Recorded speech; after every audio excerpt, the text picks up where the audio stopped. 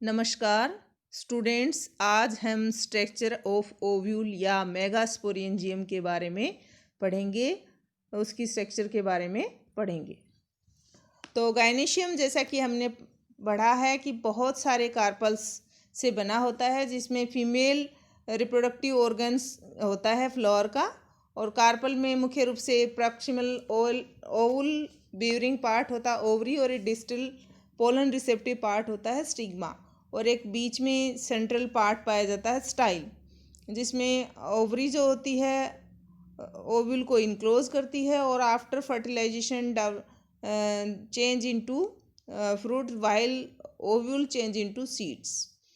Angiospermic ovule में मुख्य रूप से जो होता है वो सेंट्रल बॉडी यानी न्यूक्लियस पाया जाता है, जैसा कि आप देख रहे हैं। बेसल स्टोक पाया जाता है, प्लेसेंटा के द्वारा अटैच रहता है, जिसको फ्यूनिकुलस बोलते हैं। और न्यूक्लियस होता है वो 2 शीट्स के द्वारा प्रोटेक्टेड रहता है, जिसे इंटेगुमेंट कहते हैं। अब यहाँ हम स्ट्रक्चरली जब हम बात करें तो मुख्य रूप से जो ओव्यूल का डेवलपमेंट जो होता है मुख्य रूप से प्लेसेंटा के ऊपर एक हेमिस्फेरिकल प्रोट्यूबरेंस के रूप में होता है, और ये पेरिक्लिनल डिवीजन से बहुत सारी सेल्स का फॉर्मेशन करता है, और ये डिपेंड करता है कि ओव्यूल की साइज छोटी बननी है या बड़ी।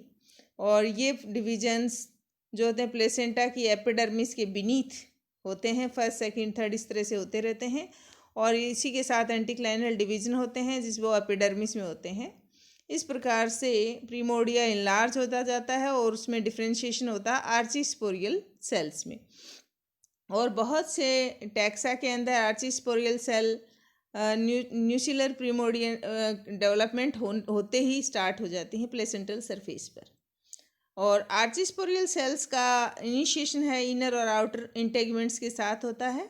यूजुअली इंटर इंटेगुमेंट्स जो कि पहले बनता है एपिडर्मल लेयर्स को, आउटर और सब एपिडर्मल लेयर्स को कवर करता है। इंटेगुमेंट कंप्लीट रिंग के रूप में अराइज होता है, लेकिन न्यूसिलर बीक को छोड़ते हुए अपवार्ड की तरफ ग्रो करता है, और न्यूसिलस को कवर करता है, सिर्फ एक स्मॉल ओपनिंग छोड़ देता है, जिसको हम बोलते हैं माइक्रोपाइल यानी टिप ओपनिंग। जो ग्रोथ होती है आउटर इंटेगुमेंट की वो कम होती है इनर इंटेगुमेंट की तुलना में, इसलिए उनके बीच में जो पोर पाया जाता है वो थोड़ा चौड़ा होता है। और ओव्यूल में कर्विंग भी पाई जाती है as a result of unequal growth of primordial cells of 2 sides. अब हैं इन ओव्यूल की स्ट्रक्चर में क्या क्या पार्ट्स दिखाई देते हैं। तो सबसे पहले हम बात करें तो पार्ट की, तो मेन है इंटेगुमेंट्स। जैसा कि आप डायग्राम में देख रहे हो, outer covering of the ovule integument कहलाती है।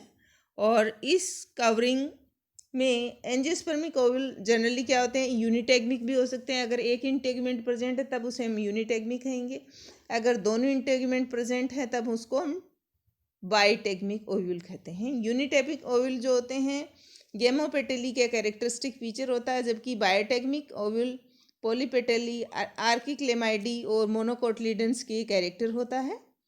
और जनरली कुछ जैसे कि क्राइनम है, ओलेक्स प्लांट के अंदर, लीरियोसोमा के अंदर ओव्यूल में इंटेगुमेंट ही नहीं पाए जाते। ऐसी स्थिति में ऐसे ओव्यूल कहलाते हैं एटेगमिक ओव्यूल।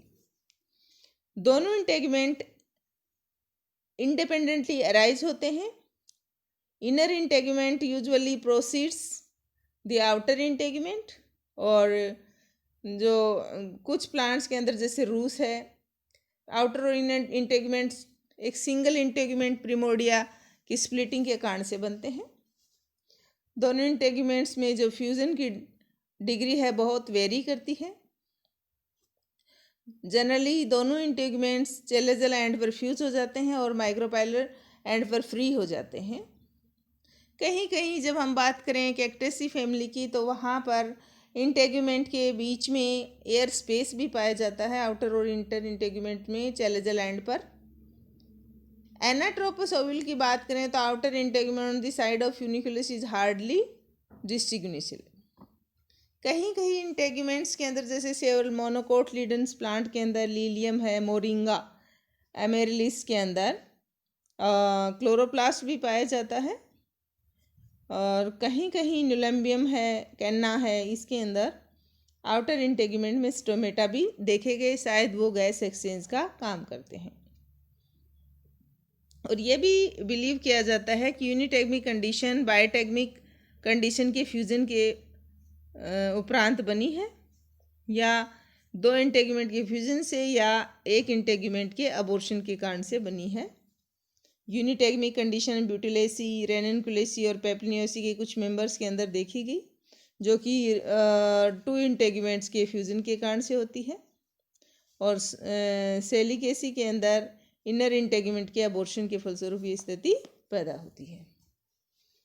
कहीं कहीं सुपर न्यूमेरी इंटेगुमेंट्स भी पाए जाते हैं, यानी more than 2 integuments have also reported in कुछ टैक्सा, जैसे कि एस्पोडिलस के अंदर, ट्राइंथमा के अंदर एक थर्ड इंटेगुमेंट भी पाया जाता है जिसको एरिल बोला जाता है, और जो कि arise from the base of the ovule and cover completely the other 2 integuments. Base से, ओव्यूल के बेस से स्टार्ट होता है। बहुत से यूफेरबेसी फैमिली के अंदर जैसे आउटर इंटेगुमेंट की टिप से एक आउट ग्रोथ अराइज होती है, और जो कि वापस मुड़ते हुए पार्शली इन्वलोप्स द ओव्यूल, और इसको हम कहते हैं कैरेंकल। कैरेंकल किस में पाया जाता है? अरंड के अंदर, रिसिनस के अंदर। इसी प्रकार से गेमोपेटली और कुछ एर्किक्लेमियाइडी के मेंबर्स जो होते हैं, वहाँ पर न्यूसिलस जहाँ टेनिन्यूसिलेट होता है, यानी मच रिड्यूस होता है, और एक सिंगल लेयर ऑफ सेल्स उसमें पाई जाती है। ऐसे ओव्यूल में जो इनर मोस्ट लेयर होती है इनर इंटेगुमेंट की, वो ही टेपिटम के रूप में काम करने लग जाती है, यानी इंटेगुमेंट्री टेपिटम या एंडोथीलियम कहलाती है, जो कि एक न्यूट्रिटिव टिश्यू की तरह से बिहेव करती है। और इस सेल्स की the cells of this layers are often radially stretched and possess dense cytoplasm and prominent nuclei just like tapetum, or they are rich in starch and fats. Integumentary tapetum generally single layered होता है, लेकिन जैसे Asteraceae family के members की हम बात करें तो 2 या 2 से ज़्यादा टेपिटम का बना हुआ होता है, और इस यहाँ पर टेपिटल सेल्स पॉलीप्लॉइड या मल्टी न्यूक्लिएट होते हैं कुछ टैक्सा के अंदर। तो ये हुई इंटेगुमेंट की बात। Now micropyle. Micropyle is small pore present at the apex of the ovule, जैसा कि आप चित्र में देख रहे हैं, और mostly form by the both of the integument, but some families जैसे यूफोरबिएसी, पोडोस्टेमिनेसी में आउटर इंटेगुमेंट माइक्रोपाइल को फॉर्म करता है। जब दोनों इंटेगुमेंट माइक्रोपाइल फॉर्मेशन में काम में आते हैं, तब उसको हम आउटर इंटेगुमेंट के द्वारा जो पोर पैदा किया जाता है या स्पेस छोड़ा जाता है, उसको हम बोलते हैं exostome, and by inner integument known as endostome. कहीं कहीं एंडोस्टोम और एक्सोस्टोम जो होते हैं एक स्ट्रेट लाइन में नहीं होते, और ऐसे इस टाइप का माइक्रोपाइल होता है, वो जिग जैग अपीयरेंस दिखाता है। लेग्यूमिनेसी के अंदर एक्सोसोम और एंडोस्टोम राइट एंगल पर होते हैं एक दूसरे के साथ। फाइकस के अंदर इंटेगुमेंट एक दूसरे के बहुत क्लोज आ जाते हैं, और as such micropyle canal become very much constricted. और इसी तरह से एक्सट्रीम कंडीशन फाउंड होती है रूबिएसी के मेंबर हाउस्टोनिया के अंदर, जहाँ पर micropylar canal completely obliterate due to contact of integumental margins. इसी प्रकार से ग्रेविलिया के अंदर माइक्रोपाइल जो होता है म्यूसिलेजिनस सब्सटेंस, जो कि न्यूसिलस के द्वारा सीक्रेट किया जाता है, उसके द्वारा टोटली भर जाता है, और ये माना जाता है कि ये जो लिक्विड है वो facilitates the entry of pollen tube into ovule.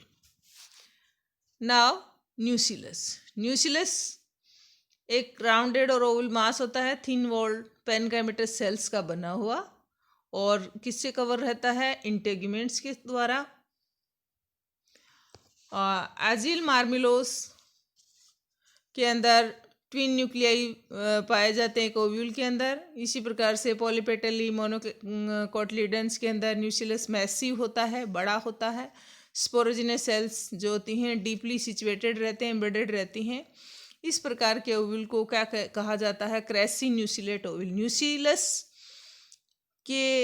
न्यूसिलस में जो सेल्स जो बनती हैं स्पोरोजिनस सेल्स वो डीप हैं या बाहर की तरफ हैं, इस आधार पर जो ओव्यूल होते हैं वो दो प्रकार के होते हैं, क्रेसी न्यूसिलेट एंड टेनी न्यूसिलेट। क्रेसी न्यूसिलेट में न्यूसिलस persist till the ripening of seed. On the other hand, in Gamma-Petalli and Nucellus occurs only a single layer around the sporogenous tissue cells. Such ovules are called taninucellate. यानी taninucellate में extreme reduction of nuclear tissue is found in Rubiaceae. इसी प्रकार से ऑर्डनलेडिया के अंदर भी एक single celled cap पाई जाती है स्पोरोजिनस सेल्स के ऊपर. क्रेसिन्यूसिलेट ओव्यूल्स आर यूजुअली बाइटेगमिक, जबकि टेनिन्यूसिलेट यूनिटेगमिक होते हैं. टेनिन्यूसिलेट और क्रेसिन्यूसिलेट conditions are not characteristics of a genus or species. Both ovules occur commonly in Butomus. Sometimes a false and pseudo-crassulate condition may be arise due to periclinal division in the single layered nucellus of teninucellate ovule. Now, nucellus है वो inner integuments की limit के अंदर ही confined रहता है, लेकिन कैरियोफाइलेसी के अंदर ये माइक्रोपाइल में भी एक्सटेंड हो जाता है. और कोर्डियम के अंदर यूफोर्बिएसी का जो मेंबर है न्यूसिलर टिश्यू न्यूसिलर बीक का फॉर्मेशन कर लेता है, जो कि माइक्रोपाइल से भी बाहर की तरफ बियॉन्ड दिखाई देती है. न्यूसिलस का प्रयोग न्यूट्रिशन में लिया जाता है, एम्ब्रियोसेक और एंडोस्पर्म के न्यूट्रिशन में, और generally consumed almost completely by the time of endosperm mature.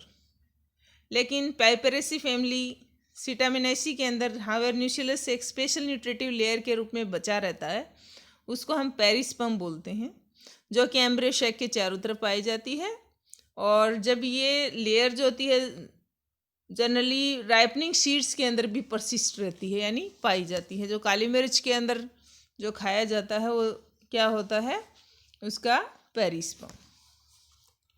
Now हाइपोस्टेस and एपिस्टेस, दो स्ट्रक्चर जो कि ओव्यूल के अंदर पाई जाती हैं और स्पेशल स्ट्रक्चर होती हैं, जो कि बेसल पार्ट ऑफ न्यूसिलस में पाई जाती है in between embryo sac and vascular bundle. और ये ग्रुप ऑफ सेल्स जो होती हैं वो लिग्निफाइड होती हैं, स्पिरनाइज्ड वाल्स की बनी होती हैं, और इनको हम बोलते हैं हाइपोस्टेस. ये सेल है साइटोप्लाज्मिक कंटेंट इनमें कम होता है और न्यूक्लियस डिफॉर्म्ड होता है, लेकिन कभी कभी डेंस साइटोप्लाज्म भी पाया जाता है और थिन वॉल्ड ग्लैंडुलर सेल्स इसमें पाई जाती हैं. ये एपिएसी फैमिली के अंदर हाइपोस्टेस, यूफोर्बिएसी, लिलिएसी इनमें पाया जाता है. इनका डेफिनेट फंक्शन तो अभी तक नोन नहीं है, लेकिन ये थिक वॉल्ड सेल्स होने के कारण से hypostase limits the chalazal expansion of embryo sac, यानी एम्ब्रियोसेक का चेलेजा में एक्सपेंशन ना हो जाए यानी फैल ना जाए, इसको रोकने का इनका काम होता है. Other regard is tissue responsible for maintaining water balance in dormant sheets and still other interpret glandular tissue responsible for maintaining water balance in dormant sheet. तो इसका काम क्या है? इस तरह से उसको डीप जाने नहीं देना. कुछ टैक्सा हैं जैसे कोस्टस है, रुएम है, गेव में कुछ मॉडिफाइड सेल्स न्यूसिलस में पाई जाती हैं, जो कि टॉप ऑफ द एम्ब्रियोसेक्स पर प्रेजेंट रहती हैं. और दी सेल्स क्या कहलाती हैं? एपिस्टेस, जो कि हाइपोस्टेस के जस्ट अपोजिट होती हैं. और इनका काम भी ये माना जाता है कि जो एम्ब्रियोसेक वो माइक्रोपाइलर रीजन में बाहर की तरफ ज़्यादा ना आए, इसलिए ये स्ट्रक्चर पाई जाती है. Now obturator. ऑब्ट्यूरेटर जो होता है कुछ फैमिली जैसे लेमिएसी, कैंथेसी, एनाकार्डिएसी, मैग्नोलिएसी, यूफोर्बिएसी, इरिडेसी में यूनी और मल्टी सेलुलर हेयर्स प्रेजेंट होते हैं ओव्यूल के बेसल पार्ट पर, और जिनको कलेक्टिवली हम क्या कहते हैं? ऑब्ट्यूरेटर कहते हैं. और ये या तो फ्यूनिक्यूल से डेवलप होते हैं या प्लेसेंटा से. रूएम के अंदर ये स्टाइलर कैनाल के बेस के चारों तरफ पाई जाने वाली सेल्स के द्वारा होते हैं और ये प्रोजेक्ट होकर कहाँ आ जाते हैं, माइक्रोपाइल में आ जाते हैं। ऑब्ट्यूरेटर का काम जनरली माना जाता है कि ये पोलन ट्यूब को माइक्रोपाइल की तरफ गाइड करने का काम करते हैं और ये जैसे ही फर्टिलाइजेशन होता है तो ये डिजनरेट हो जाते हैं। तो इस प्रकार से यहाँ पर सेंटर में जो हम देख रहे हैं, इसके अलावा हम क्या क्या चीज़ देख सकते हैं, ओव्यूल का base, funiculus, outer integument, inner integument, फिर न्यूसिलस, चेलेचलिन, माइक्रोपाइलर एंड, बीच में पाया जाता है इसका एम्ब्रियोशैक जिसको फीमेल गेमेटोफाइट भी कहते हैं। एम्ब्रियोशैक के बारे में हम बाद में पढ़ेंगे। तो इस प्रकार से स्टूडेंट्स हमने ओव्यूल की स्ट्रक्चर यानी मेगास्पोरेंजियम की स्ट्रक्चर के बारे में डिटेल में पढ़ा। Thank you.